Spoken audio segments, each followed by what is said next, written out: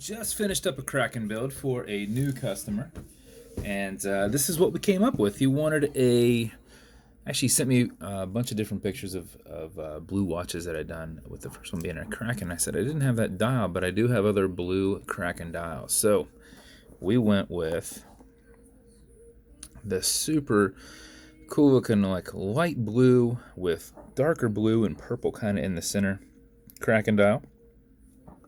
And then to add some more blue to the mix, I grabbed a blue PVD bezel. It's darker, but in different lights it almost matches perfectly. It looks really good with it, and there's enough separation from the dial where it's not up on it where you can go, oh man, those are completely different. So definitely is a different shade, but with the difference in the separation allows it to go well with it nicely. So I did a silver insert with white accents, and then since I was doing white accents, he had also selected a Kraken bend with an off-white stitching, so I went with white handset. So white handset, off-white stitching, your white accents through here, so that all the whites tie in together right there. And then the blues we've got with the PVD bezel and the background. And then we've got it in a brushed case. This is a brushed Kraken dial, so we've got silver with silver with silver. Anchor engraved on the crown.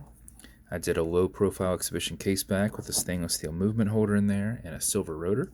And then we've got it on this off-white stitched Horween leather strap with the Kraken engraving there. Actually, this is calfskin leather, not Horween. Horween's a little bit more rigid. This is pliable and soft, and then it gets even more pliable with the leather conditioner. So that is the build. So showed him a dial. Well, I showed him a group of dials. He picked out a dial, and then this is what I came up with, and I thought it turned out to be pretty freaking awesome. Very good looking dial. Good looking build. So I was quite happy with it. Sometimes you don't know how it's going to turn out. And I was telling him worst case scenario that I was going to have to use a bezel that just matched the an insert-less style one, so let the dial pop. But this actually allows the dial to pop a little bit more, and nice little pop of color on the outside. So this is a tension ring bezel. You can turn it left, you can turn it right. I just make it a little bit tighter to turn. These are just head on with the tension ring. Automatic mechanical. So you can wind it, you can wear it and flip that rotor around while you're wearing it, or you can put it in a watch winder. But if it's dead or you're not going to be very active, make sure you wind it just a little bit so you don't lose time throughout the day. So what you'll do is you back the crown off the threads until you hear it and feel it clicking. Okay, you see a little bit of play there. At that point you can wind, and a wind is a turn away from you. Turning it backwards doesn't do anything, but it's a lot easier to keep your spacing. And just do little half turns back and forth real quick. If you do this for 4 or 5 seconds before you put it on, you will keep time throughout the day. That mixed with your movement with the rotor. If you do it for something closer to 20 seconds, you're going to max out that 31 plus hour power reserve on it, which is what I do, because I wind these things up and I set them down and make sure they're good and running the next day. So like I said, 15-20 seconds. You can't overwind it, so you can wind it like this all day if you want. You pull it to the one and only click, and you can now set your time.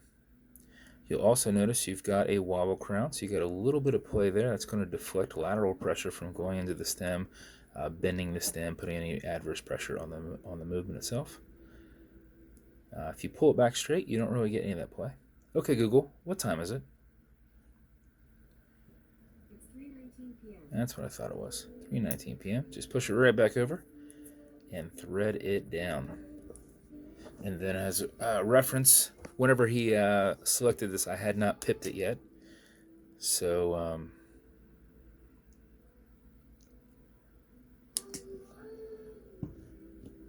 that is how it looks loomed. And it'll look... There we go.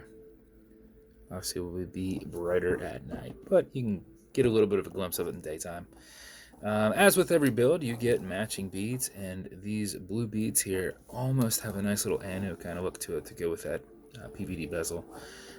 So bead set, this will come with a blue Kraken box, special edition box. As with every build, you're going to get some watch cleaner. This is good on all glass and metal parts, so everything here in the center. Non-toxic, non-residue, non-streaking.